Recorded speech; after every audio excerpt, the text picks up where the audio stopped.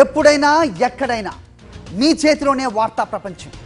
మీ మొబైల్లో, మీ కంప్యూటర్లో, మీ టీవీలో సాక్షి టీవీ డిజిటల్ ప్రసారాల కోసం లాగిన్ అవ్వండి www.youtube.com/సాక్షి టీవీ. సబ్స్క్రైబ్ సాక్షి టీవీ యూట్యూబ్ ఛానల్. కోలీవుడ్ నుంచి వస్తున్న గాసిప్లు మామూలుగా ఉండటం లేదు. మొన్నటికి మొన్న రజనీకాంత్, కమల్ హాసన్ మల్టీ స్టారర్ కు బ్రేక్ పడిందంటూ గాసిప్ బయటకు వచ్చింది. ఇప్పుడు జైలర్ సీక్వెల్ గురించి అలాంటి రూమర్ ఒకటి తమిళ సినీ పరిశ్రమను షేక్ చేస్తోంది. జైలర్ సీక్వెల్ అని సూపర్ స్టార్ ఆడియన్స్ కు బిగ్ షాక్ ఇవ్వబోతున్నాడట. ఆ డీటెయిల్స్ ఇప్పుడు చూద్దాం. సూపర్ స్టార్ రజనీకాంత్ సినిమాలో ఎన్నో బ్లాక్ బస్టర్స్ ఉన్నాయి. అన్నింటికీ సీక్వెల్స్ రాలేదు.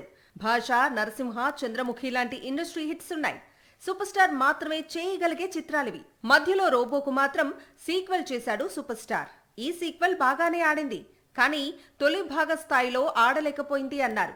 కానీ 2018లోనే 800 కోట్లు వసూళ్లు అంటే చిన్న విషయం కాదు.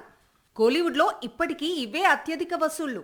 అది సూపర్ స్టార్ సీక్వెల్ మూవీ చేస్తే వచ్చే కలెక్షన్స్ డీటెయిల్స్. ఇప్పుడు ఇదంతా ఎందుకు అంటే, ప్రస్తుతం Rajinikanth Kollywood most awaited sequel Jailer shooting లో బిజీగా ఉన్నాడు. మొదటి భాగం సంచలన విజయం సాధించడంతో రెండవ భాగాన్ని అంచనాలు అందుకునే విధంగా తెరకెక్కిస్తున్నాడు నెల్సన్.